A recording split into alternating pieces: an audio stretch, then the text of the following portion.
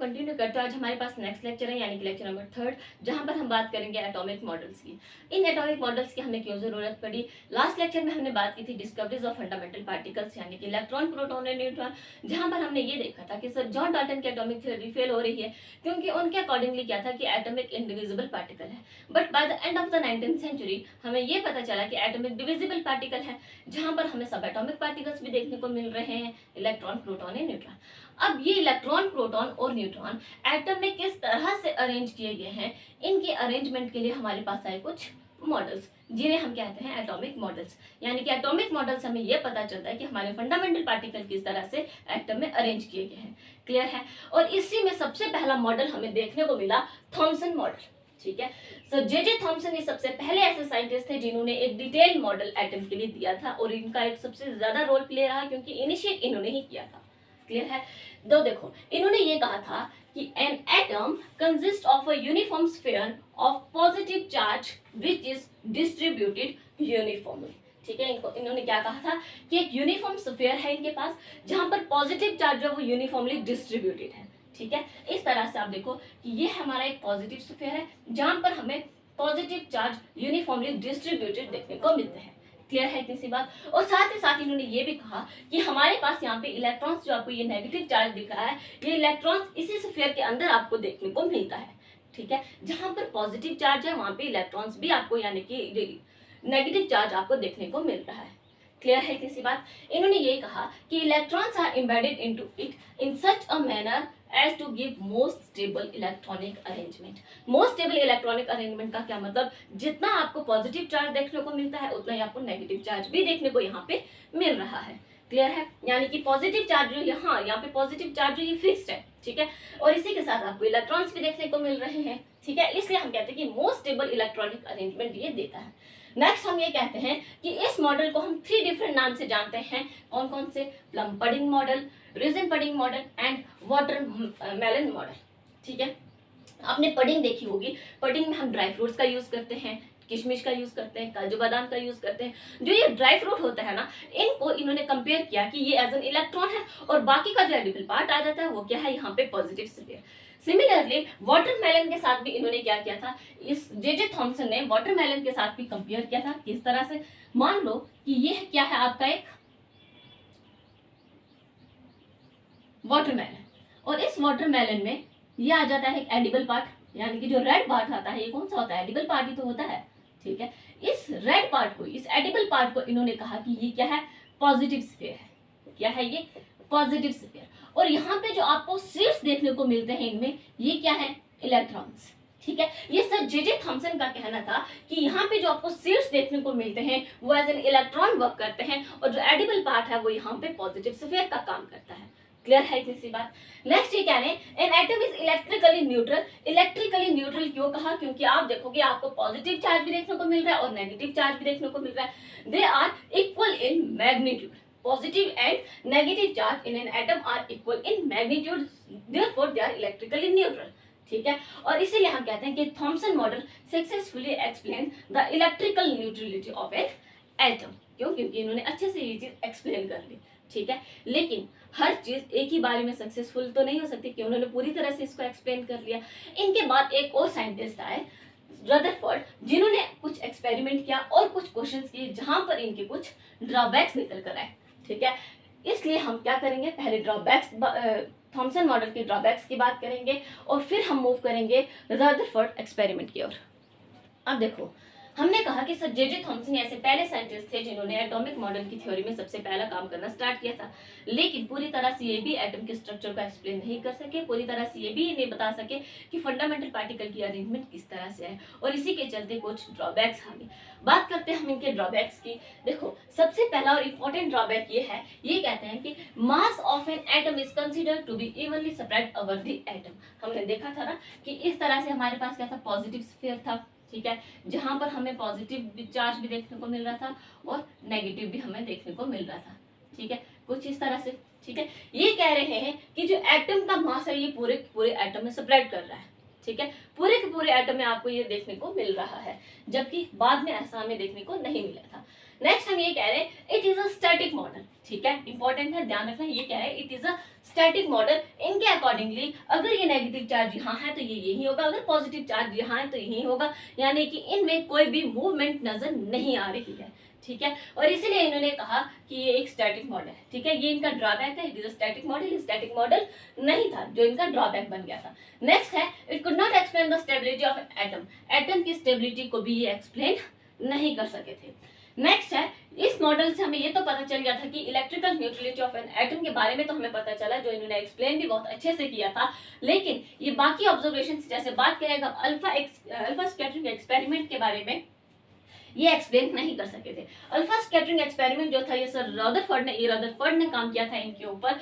जब इन्होंने काम किया और इनसे क्वेश्चन किए तो ये आंसर्स नहीं कर पाए, और यहाँ पर इनका एक ड्रॉबैक ये भी आ गया कि इलेक्ट्रिकल न्यूट्रलिटी के बारे में तो इन्होंने अच्छे से एक्सप्लेन किया, लेकिन बाकी ऑब्जर्वेशंस के बारे में ये अच्छे से एक्सप्लेन नहीं कर सके। जैसे कि अल्फा स्कैटरिंग एक्सपेरिमेंट आ गया, स्पेक्ट्रा ऑफ हाइड्रोजन आ गया, जहां पर काम किया था रदरफोर्ड ने। क्लियर है किसी बात? तो ये तो इनके थे ड्रॉबैक्स। नेक्स्ट हम बात करते हैं रदरफोर्ड की कि उन्होंने क्या किया था, क्योंकि इन मॉडल के बाद हमारे पास नेक्स्ट मॉडल था रदरफोर्ड का, ठीक है, यानी कि अल्फा स्कैटरिंग एक्सपेरिमेंट। नेक्स्ट है हमारे पास रदरफोर्ड मॉडल, जो कि हमें थॉमसन मॉडल के बाद देखने को मिलता है। ये क्या करते हैं, एक्सपेरिमेंट यानी कि अल्फा स्कैटरिंग एक्सपेरिमेंट करते हैं, ठीक है। और आपने इसी एक्सपेरिमेंट के चलते इन्होंने एटम के मॉडल को एक नया नाम दे दिया। क्या नाम दिया इन्होंने, न्यूक्लियर एटॉमिक मॉडल और प्लैनेटरी मॉडल। क्या क्या नाम दिया, न्यूक्लियर एटॉमिक मॉडल और प्लैनेटरी मॉडल। आपने जे थॉमसन के मॉडल की बात की थी, वहां पर उन्होंने भी कुछ नाम दिए थे, जैसे वाटरमेलन मॉडल और पडिंग मॉडल की बात की थी। उसी तरह से यहाँ पे इन्होंने भी कुछ नाम दे दिए, जैसे उन्होंने वाटरमेलन के साथ और पडिंग के साथ कंपेयर करके नाम दिए। इन्होंने क्या किया, सोलर सिस्टम के साथ कंपेयर करके ये दो नाम दे दिए, ठीक है। आपने सोलर सिस्टम को तो देखा ही होगा कि सन के अराउंड होते हैं प्लैनेट्स। क्या होते हैं, ये प्लैनेट्स होते हैं जो इस सन के अराउंड रिवॉल्व करते रहते हैं, यही पढ़ा है ना आपने, ठीक है। और इसीलिए यहाँ पर ये कहते हैं कि जो ये सन है ना, ये एज अ न्यूक्लियस का काम करता है। क्या करता है, ये एज अ न्यूक्लियस का काम करता है यहाँ पे ये। और जो ये प्लैनेट्स हैं ये एज एन इलेक्ट्रॉन का काम करते हैं, यानी कि ये इलेक्ट्रॉन है, ये क्या करते हैं, इस सन के अराउंड यानी कि इस न्यूक्लियस के अराउंड ये इलेक्ट्रॉन्स रिवॉल्व करते रहते हैं। क्लियर है इतनी सी बात? ये तो हमें कहा था रदरफोर्ड ने, ठीक है। रदरफोर्ड ने ये कहा कि सन के अराउंड जिस तरह से प्लैनेट रिवॉल्व करते हैं, उसी तरह से न्यूक्लियस के अराउंड इलेक्ट्रॉन्स भी रिवॉल्व करते हैं, और इसी के चलते इन्होंने इस मॉडल को नाम दे दिया planetary model and the nuclear atomic model. Clear है? नेक्स्ट हम ये कह रहे हैं कि रेडियम और polonium, Ra radium, Po polonium was used as a source of alpha particles, ठीक है। अल्फा स्कैटरिंग एक्सपेरिमेंट कर रहे हैं तो पार्टिकल्स की भी जरूरत पड़ेगी।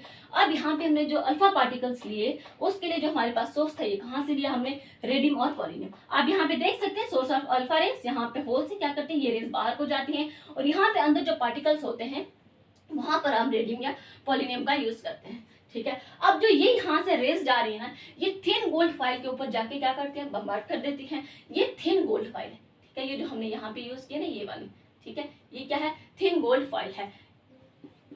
अब क्वेश्चन यहाँ पे ये बनता है, हमने यहाँ पे थिन गोल्ड फाइल का ही यूज क्यों किया। आपने मेटल और नॉन मेटल में मैलेबिलिटी के बारे में पढ़ा होगा, और वहां पे मैलेबिलिटी की एग्जांपल आपने गोल्ड दी होगी। आपको पता है कि गोल्ड हाईली मैलेबल है, यानी कि आप जितना चाहें इसे इसकी थिन शीट बना सकते हैं, और इसीलिए हमने यहाँ पे यूज किया गोल्ड फॉइल का। हमने इसीलिए किसी भी और मेटल का यूज नहीं किया, हमने सिर्फ और सिर्फ गोल्ड का ही यूज किया, ठीक है। नेक्स्ट हम ये कह रहे हैं कि जब जैसे ही यहाँ पे क्या करते हैं, इस गोल्ड फॉइल के ऊपर जाके स्ट्राइक करते हैं ना, तो यहाँ से हमें क्या करते हैं, अल्फा पार्टिकल्स की हमें पोजीशन देखनी होती है कि यहाँ पे स्ट्राइक तो किया, ठीक है, लेकिन आगे हम इसकी पोजीशन भी देखनी है।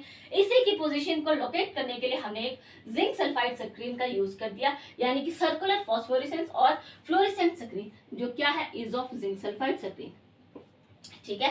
हमने लास्ट में देखा भी था जब हमने इलेक्ट्रॉन और प्रोटॉन की डिस्कवरी कर रहे थे, वहां पे भी हमने जिंक सल्फाइड स्क्रीन का यूज किया था। सिमिलरली यहाँ पर भी हम क्या करते हैं, जिंक सल्फाइड स्क्रीन का यूज करते हैं, ताकि अगर यहाँ से जो रेज निकल कर यहाँ पे जा रही है गोल्ड फाइल के ऊपर, तो इनकी पोजिशन कहाँ पर है, ठीक है। इसकी पोजीशन को देखने के लिए, इनके लोकेट करने के लिए हमने एक सर्कुलर जिंक सल्फाइड स्क्रीन का यूज कर दिया, ठीक है। नेक्स्ट हम ये कह रहे हैं, हमने यहाँ पे क्या किया, एक स्लिट सिस्टम का यूज कर दिया, और ये स्लिट सिस्टम क्या होती है, लेड प्लेट, लेड को आप पी भी लिख सकते हो, ठीक है। ये क्या होती है, स्लिट सिस्टम का हमने यूज क्यों किया, देखो जैसे ही रेज यहाँ से बाहर आए, ये रेज कहीं यहाँ से निकल के यहाँ ना चली जाए, यहाँ ना चली जाए, एक सीधे रास्ते पर जाए। ठीक है, इस सीधे रास्ते पर जाने के लिए हमने क्या कर दिया, यहाँ पे स्लिट सिस्टम का यूज कर दिया ताकि इसकी जो डेविएशंस हैं वो कम से कम हो, सीधे रास्ते पर चले। ठीक है, जैसे ये यहाँ पर आके गोल्ड फाइल के ऊपर स्ट्राइक करते हैं, स्ट्राइक करने के बाद हमें जिंक सल्फाइड के ऊपर कुछ ब्राइट स्पॉट नजर आते हैं। जहां पर हमें ब्राइट स्पॉट नजर आते हैं वहां पे हमें पता चल जाता है कि अल्फा पार्टिकल्स यहाँ पर अवेलेबल हैं, और ज्यादातर आपको अल्फा पार्टिकल्स यहाँ पर देखने को मिलते हैं, यानी कि सीधे जाते हैं आगे। ठीक है, और ये क्या करते हैं, कहीं पे भी इनकी डेविएशंस अगर आपको देखने को मिलती भी है तो बहुत कम मिलती है, वरना देखने को ही नहीं मिलती, बहुत कम डेविएशंस होती है। सीधे सीधे आपको यहाँ पर ज्यादातर अल्फा पार्टिकल्स आपको सीधे स्ट्रेट लाइन में देखने को मिलते हैं। क्लियर है इतनी सी बात। हम जो यहाँ पर गोल्ड फाइल का यूज कर रहे हैं, ये कितनी है, 10⁻⁻⁴ मिलीमीटर। ठीक है, नेक्स्ट हम ये कह रहे हैं कि यहाँ पे जिस स्पीड के साथ हम ये रेस को पास कर रहे हैं, अल्फा पार्टिकल्स को पास कर रहे हैं, ये कितनी है, 16,000 किलोमीटर पर सेकेंड।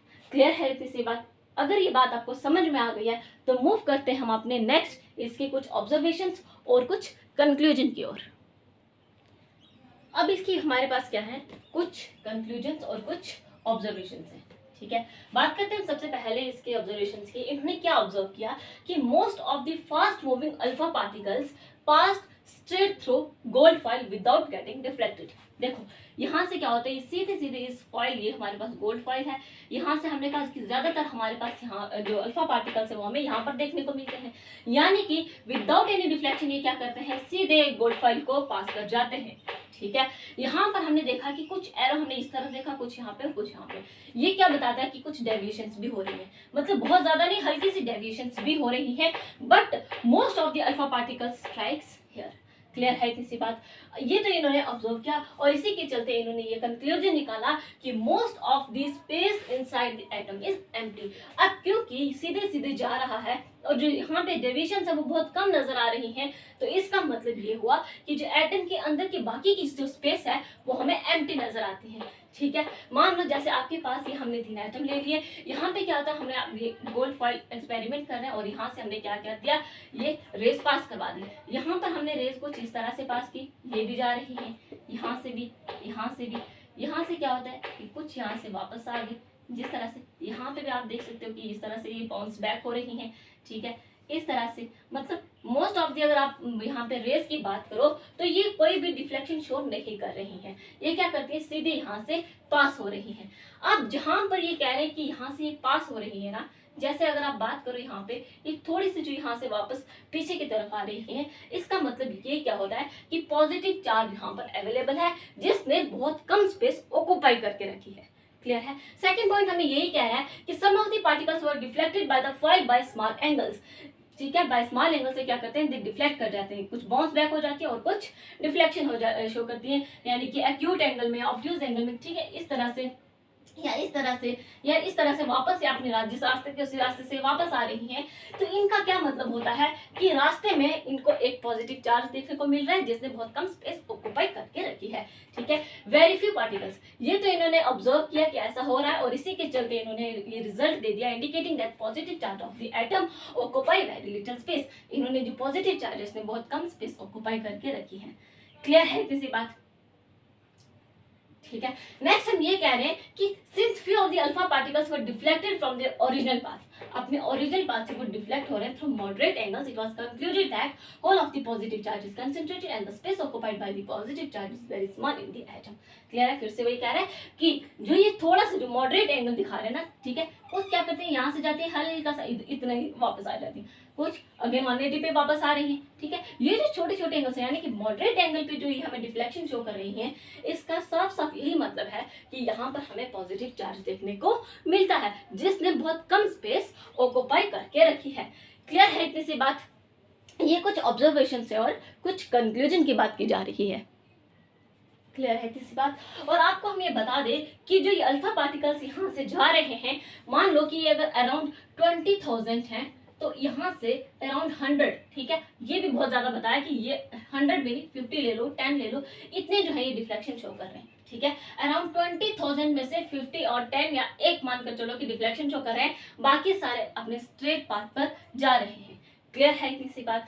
अब नेक्स्ट हम ये कह रहे हैं कि जो ये पॉजिटिव चार्ज है ना बीच में, जिसने कुछ स्पेस का ऑक्यूपाई करके रखी है, इसका कुछ वॉल्यूम भी है, ठीक है, इसका कुछ मास भी है, इस जो हमने जो इसने स्पेस ऑक्यूपाई करके रखी है, इसको हम कहते हैं, इसको क्या कहते हैं, न्यूक्लियस। ठीक है, इस पॉजिटिव चार्ज में जो स्पेस ऑक्यूपाई करके रखी है एटम के अंदर, इसको हम कहते हैं न्यूक्लियस। क्लियर है इतनी सी बात, इतना समझ में आया? ठीक है, किस तरह से है, अगर हम इसको इन शॉर्ट अगर हम देखें तो हम ये कहते हैं, देखो मान लो ये है क्या, अल्फा पार्टिकल्स। ठीक है, ये अल्फा पार्टिकल्स यहाँ से पास हो रहे हैं और ये क्या कर रहे हैं, सीधे अपने रास्ते चल रहे हैं। ठीक है, यानी कि ये कोई भी डिफ्लेक्शन शो नहीं करते, लेकिन कुछ हैं जो डिफ्लेक्शन शो कर देते हैं। मान लो इसने बहुत ज्यादा कर ली, इसने बहुत कम कर ली, और कुछ ऐसे भी हैं जो बाउंस बैक हो रहे हैं। ठीक है, जैसे आप क्या करते हो, एक बॉल को अगर आप बॉल पे स्ट्राइक करते हो तो वो बॉल वापस आती है, उसी तरह से ये क्या है, यानी कि जो चीजें यहाँ से वापस आ रही है, कुछ डिफ्लेक्शन शो कर रही है, कोई ना कोई चीज आगे अवेलेबल है। यहाँ पर क्या है, यहाँ पे आपको जो एक पॉजिटिव चार्ज देखने को मिल रहा है। ठीक है, क्या है यहाँ पे, पॉजिटिव चार्ज। ये जो पॉजिटिव चार्ज आपको देखने को मिलता है, इसको हम कहते हैं क्या, न्यूक्लियस। और ये हम मान कर चलते हैं कि ये इसका जो साइज है वो एटम के कंपैरिजन में बहुत कम है। क्लियर है, किसका साइज, न्यूक्लियस का साइज एटम के साइज से बहुत कम है, और ये एटम के सेंटर में होता है। ठीक है, अगर इस तरह से आपका ये एटम है तो यहाँ पर आपको ये क्या मिलेगा, न्यूक्लियस देखने को मिलता है। ठीक है, और ये जो है ये क्या है, अनडिफ्लेक्टेड अल्फा पार्टिकल्स। ये सीधे सीधे अपने रास्ते जा रहे हैं, मतलब इनके रास्ते में कोई भी ऐसी चीज नहीं आ रही है जो इनको डिफ्लेक्शन शो करे। क्लियर है किसी बात, ये भी आ जाता है क्या, न्यूक्लियस। ठीक है, न्यूक्लियस। ठीक है, क्लियर है किसी बात। तो यही हमने कहा कि कुछ पार्टिकल्स हैं जो डेविएट कर जाते हैं, कुछ बाउंस बैक हो रहे हैं। क्यों, क्योंकि इनको रास्ते में कोई ना कोई चीज मिल रही है। अब वो जो चीज मिल रही है हम कह रहे हैं कि वो क्या है, पॉजिटिव चार्ज, और उस पॉजिटिव चार्ज का कुछ मास है, उसने कुछ वॉल्यूम ऑक्यूपाई करके रखा है, जिसको हमने कह दिया न्यूक्लियस। और हम ये कहते हैं कि ये जो पॉजिटिव चार्ज है ये एटम के बिल्कुल सेंटर में होता है। ठीक है, साइज जो होता है न्यूक्लियस का ये बहुत कम होता है as compared to that of the size of the atom. आप यहाँ लिख भी सकते हो कि size of the nucleus is very small as compared to that of the size of the as compared to that of size of atom। Clear है किसी बात, कि न्यूक्लियस का साइज जो है ये बहुत कम होता है एटम के साइज से। क्लियर है किसी बात। तो ये सारी वो बातें थी जो हमें रदरफोर्ड ने दी थी, और इन्होंने ये भी कहा था कि मान लो कि अल्फा पार्टिकल्स 20,000 है या 15,000 है, उनमें से हार्डली 50 या 10 जो है वो बाउंस बैक हो रही है या वो डिफ्लेक्शन शो कर रहे हैं। क्लियर है इस बात। तो ये तो हमने बात की इनके कुछ ऑब्जर्वेशंस और इनके कुछ कंक्लूजन्स की। अब हम रदरफोर्ड मॉडल के कुछ मेन फीचर्स के बारे में अगर हम बात कर लेते हैं। सो अब हम बात करते हैं इसके कुछ मेन फीचर्स और कुछ ड्रॉबैक्स की। सबसे पहले हमने बात की थी कि एटम के अंदर हमें एक पॉजिटिवली चार्ज स्पीशीज देखने को मिलती है, जिसको हम क्या कहते हैं, न्यूक्लियस कहते हैं। साथ ही साथ हम ये कहते हैं कि एटम का जो मास है वो ज्यादातर हमें इसी न्यूक्लियस में देखने को मिलता है। Clear, nearly all the mass of an atom resides in the nucleus. Next हम ये कह रहे हैं कि electrons are distributed in the empty space of an atom around the nucleus in different concentric circular path. Concentric circular path क्या होता है, एक सर्कल के बाद एक सर्कल, एक सर्कल के बाद मतलब सर्कल पे सर्कल, सर्कल पे सर्कल, सर्कल पे सर्कल। क्लियर, तो ये आ जाते हैं हमारे क्या, कंसेंट्रिक सर्कल्स। ये कह रहा है कि जो इलेक्ट्रॉन्स हैं ये इस एम्प्टी स्पेस में डिस्ट्रीब्यूट किए गए हैं around the nucleus in different concentric path, यानी कि आपको यहाँ पे भी इलेक्ट्रॉन्स देखने को मिलेंगे, यहाँ पे भी इलेक्ट्रॉन्स देखने को मिलेंगे, और यहाँ पे भी इलेक्ट्रॉन्स देखने को मिलेंगे। नेक्स्ट हम ये कह रहे हैं कि number of electrons in the orbit is equal to the number of the proton in the nucleus. अब ये ऑर्बिट क्या चीज है, ठीक है, ये जो कंसेंट्रिक सर्कुलर पाथ है ना, इसी को हम कहते हैं ऑर्बिट। ठीक है, ये कह रहे हैं कि इन ऑर्बिट्स में जितने नंबर ऑफ इलेक्ट्रॉन्स होते हैं उतने ही नंबर ऑफ प्रोटॉन आपको देखने को मिलते हैं। ठीक है, जितने नंबर ऑफ इलेक्ट्रॉन्स इस ऑर्बिट में होंगे उतने ही न्यूक्लियस के अंदर जो आपको प्रोटॉन्स देखने को मिलेंगे बराबर होंगे। क्लियर, यानी कि number of electrons is equal to the number of protons. ठीक है। नेक्स्ट ये कह रहे हैं कि न्यूक्लियस का वॉल्यूम, देखो न्यूक्लियस इतना सा है और एटम बहुत बड़ा है, तो इसने ज्यादा स्पेस ऑक्यूपाई की कि इसने ज्यादा स्पेस ऑक्यूपाई की? तो जेन्युइन है कि जो न्यूक्लियस का जो वॉल्यूम है वो बहुत कम है as compared to that of the atom, और साथ ही साथ इसका साइज भी कम है as compared to that of the atom. Clear? यानी कि वॉल्यूम और साइज न्यूक्लियस का दोनों ही कम है एटम के कंपैरिजन। क्लियर? तो ये तो इसके आगे कुछ मेन फीचर्स। लेकिन हमने बात की कि इलेक्ट्रॉन्स जो है वो न्यूक्लियस के अराउंड क्या करते हैं, रिवॉल्व करते रहते हैं। ठीक है, घूमते रहते हैं घूमते रहते हैं। मान लो ये है आपका न्यूक्लियस और यहाँ पर ये इलेक्ट्रॉन्स घूमे जा रहे हैं घूमे जा रहे हैं। ठीक है, आखिर कब तक ये घूमते रहेंगे? एक पॉइंट तो ऐसा आएगा ना कि ये थक जाएंगे और थक के क्या करेंगे, वापस न्यूक्लियस पे जाके गिरेंगे। ठीक है, लेकिन हमें पता है कि ऐसा कुछ भी नहीं होता। इलेक्ट्रॉन्स जो है ये क्या करते हैं, जो ये सर्कुलर ऑर्बिट है यहाँ पे रिवॉल्व करते रहते हैं। अब जब रदरफोर्ड से ये क्वेश्चन किया गया कि जो ये इलेक्ट्रॉन्स हैं आखिर कब तक ये रिवॉल्व करते रहेंगे, अगर ये रिवॉल्व कर रहे हैं तो इनमें कोई ना कोई फोर्स होगी, कोई ना कोई चीज लग रही होगी। ठीक है, किसकी हेल्प से ये जो है ये ऑर्बिट पे रिवॉल्व कर रहे हैं? ऐसे किसी भी क्वेश्चन का आंसर रदरफोर्ड नहीं कर सके, और यहीं से चलते रदरफोर्ड का एक ड्रॉबैक हमें देखने को मिला। Any particle in circular orbital would undergo acceleration, during acceleration charge particles would radiate energy. ठीक है, जब भी एक्सेलरेशन होगी तो ये जो रिवॉल्व कर रहे हैं ये अपनी एनर्जी छोड़ेंगे। ठीक है, और revolving electron would lose energy and finally fall into the nucleus. ठीक है, फाइनली ये क्या करेंगे, इस न्यूक्लियस के ऊपर आके गिर जाएंगे।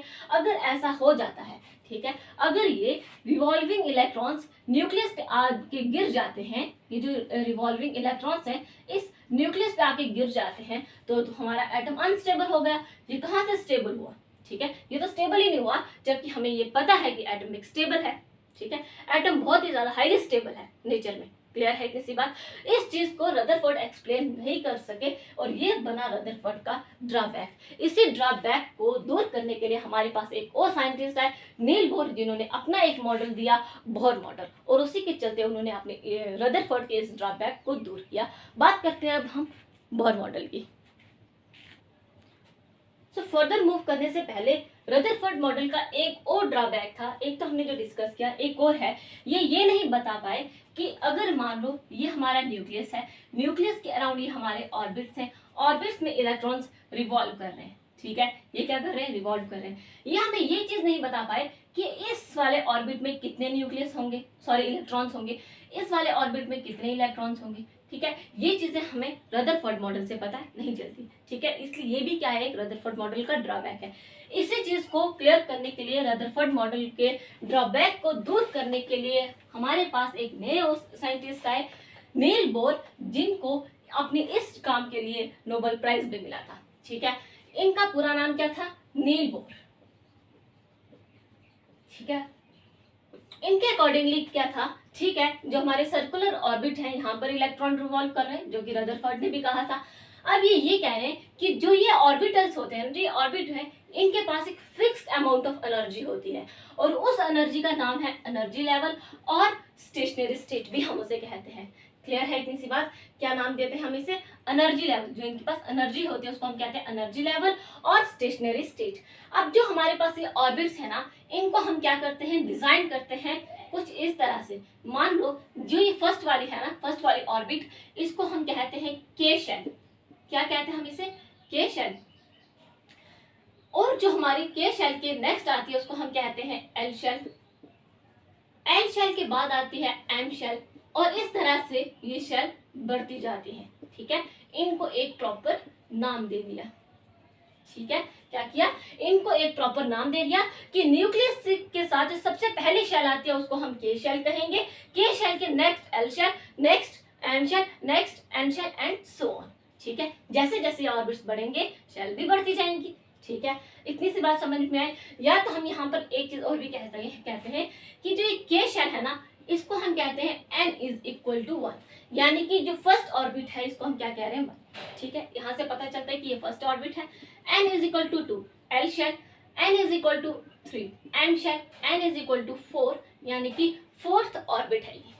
क्लियर है इतनी सी बात? इतना समझ में आया? ध्यान से देखो, ये कह रहे हैं कि इलेक्ट्रॉन्स जो हैं इस सर्कुलर ऑर्बिट पे रिवॉल्व कर रहे हैं। ठीक है, ऑर्बिट हमें पता है क्या है, जो ये हमारे कंसेंट्रिक सर्कल्स हैं। ठीक है, ये कह रहे हैं कि यहाँ पे जो ये ऑर्बिटल्स होते हैं इनके पास एक फिक्स्ड अमाउंट ऑफ एनर्जी होती है, और उस एनर्जी का नाम है energy level of stationery state. यहाँ पे जो ये ऑर्बिट्स हैं इनको एक नाम दिया गया है। हमें कैसे पता चलेगा कि किन कौन से ऑर्बिट में कितने इलेक्ट्रॉन्स हैं, उसको देखने के लिए हमें इन ऑर्बिट को नाम देना जरूरी पड़ गया। और इसीलिए हमने कहा कि ये तो हमारा क्या है, न्यूक्लियस है। ठीक है, न्यूक्लियस के सबसे पहले पास जो शेल आती है उसको हमने के शेल कहा, और उसको हमने कहा n=1, यानी कि फर्स्ट ऑर्बिट है। क्लियर है?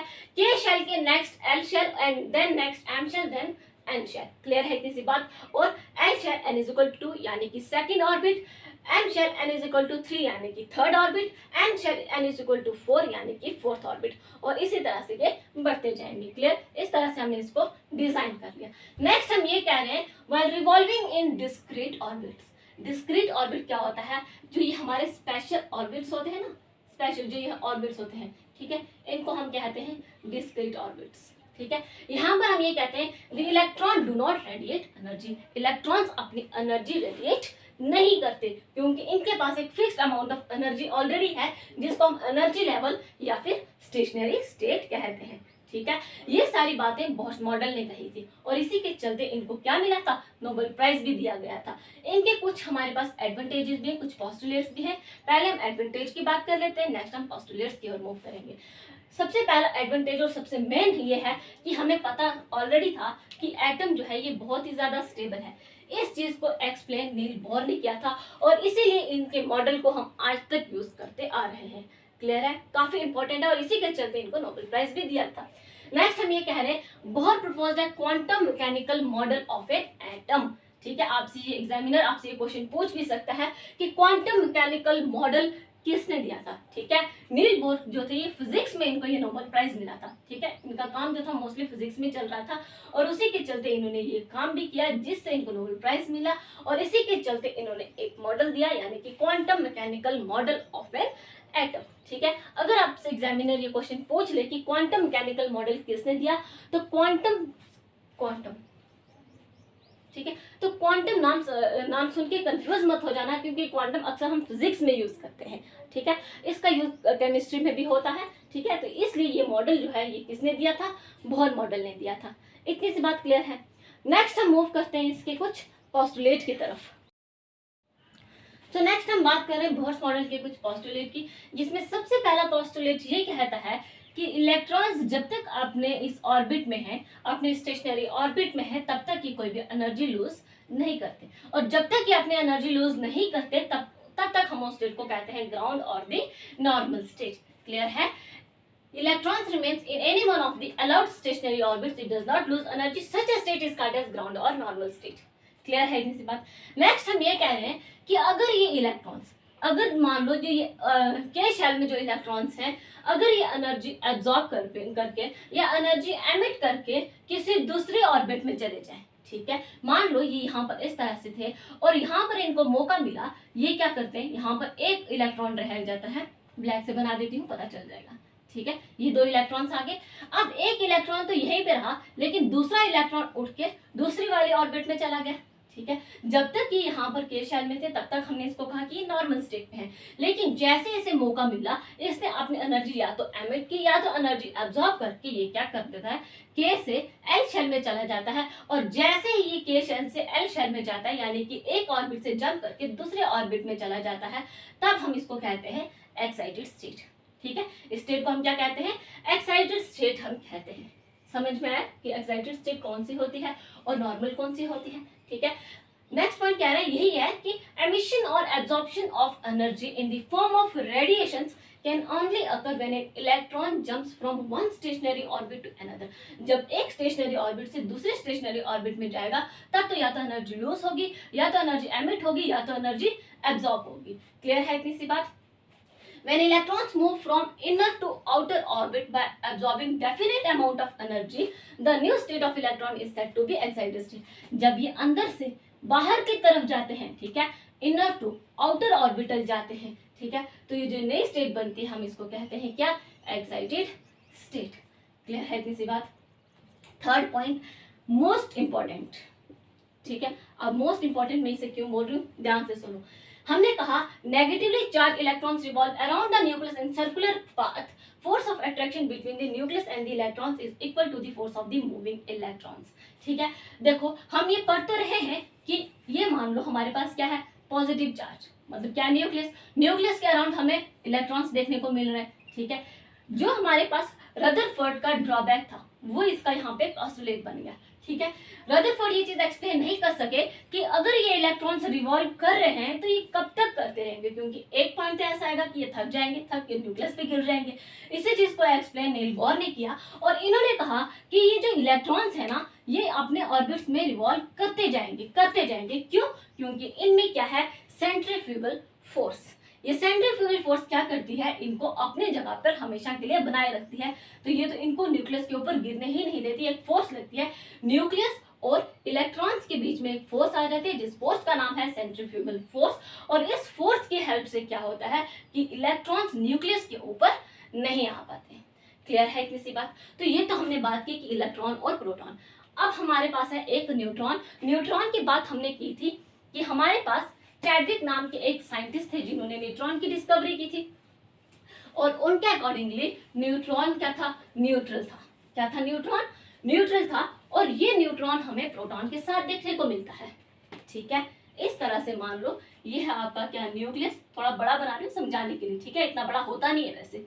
ठीक है, इसके अंदर आपको मिलते हैं प्रोटॉन प्लस न्यूट्रॉन। ये न्यूट्रॉन की जो डिस्कवरी थी ना, इसके साथ ये दी थी किसने, चैडविक ने। ठीक है, चैडविक नाम के एक साइंटिस्ट थे जिन्होंने न्यूट्रॉन्स के बारे में हमें बताया था। क्लियर है इतनी सी बात? ये ओवरऑल कंक्लूजन हम लेकर चलते हैं कि न्यूट्रॉन जो है प्रोटॉन के साथ है। ये क्या है, neutron plus proton. Neutron plus proton कहां पर होते हैं, न्यूक्लियस में होते हैं, और ये मिलकर इसको आपस में हम क्या कहते हैं, न्यूक्लियॉन्स।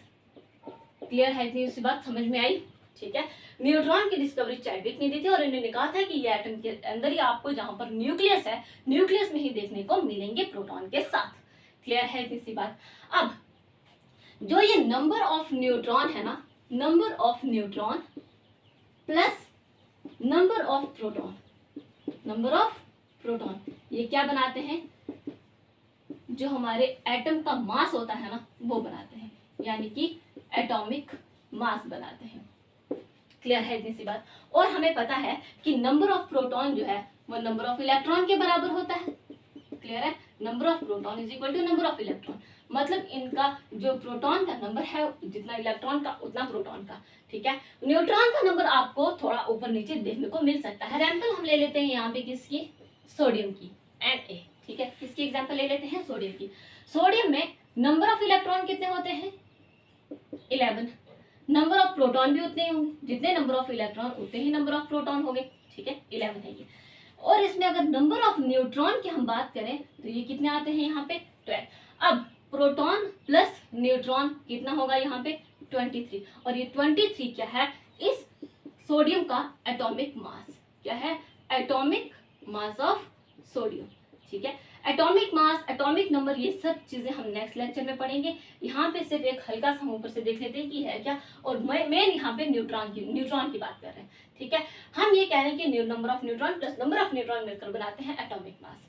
एक चीज यहाँ पर, एक और एग्जाम्पल की अगर हम बात करें, मान लो हम यहाँ पर ले लेते हैं मैग्नीशियम। मैग्नीशियम में नंबर ऑफ इलेक्ट्रॉन कितने होते हैं, 12। अब जितने नंबर ऑफ इलेक्ट्रॉन उतने ही नंबर ऑफ प्रोटॉन होंगे, 12। ठीक है, और यहाँ पे नंबर ऑफ न्यूट्रॉन कितने होते हैं, यहाँ पे नंबर ऑफ न्यूट्रॉन होते हैं 12, और प्रोटॉन प्लस न्यूट्रॉन मिलकर क्या बनाते हैं, एटॉमिक मास।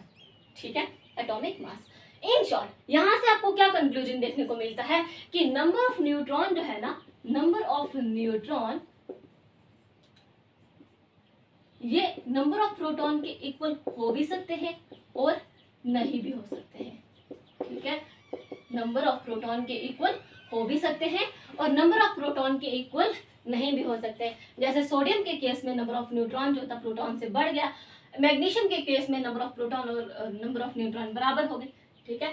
तो यहाँ से हमें पता चल गया कि प्रोटॉन के साथ साथ हमें न्यूट्रॉन भी देखने को मिल सकता है, और प्रोटॉन और न्यूट्रॉन मिलकर बनाते हैं एटॉमिक मास। अब इनकी रिप्रेजेंटेशन कैसे होती है, ये जो हमने बात की सोडियम की, मैग्नीशियम की, यहाँ पर हमें एटॉमिक नंबर भी देखने को मिलते हैं, एटॉमिक मास भी देखने को मिलता है, जो कि हम करेंगे नेक्स्ट वीडियो में। इस वीडियो में सिर्फ इतना ही रखेंगे, एंड आई होप ये वीडियो आपके लिए हेल्पफुल रही होगी। जाने से पहले दो काम करके जाने, अगर आप चैनल पर नए हो तो चैनल को सब्सक्राइब कीजिए, वीडियो पसंद आए तो वीडियो को लाइक कीजिए, और अगर कोई भी क्वेश्चन हो तो आप मुझे कमेंट सेक्शन में पूछ सकते हो। क्लियर? और एंड आई होप ये वीडियो आपके लिए हेल्पफुल रही होगी। Thank you so much.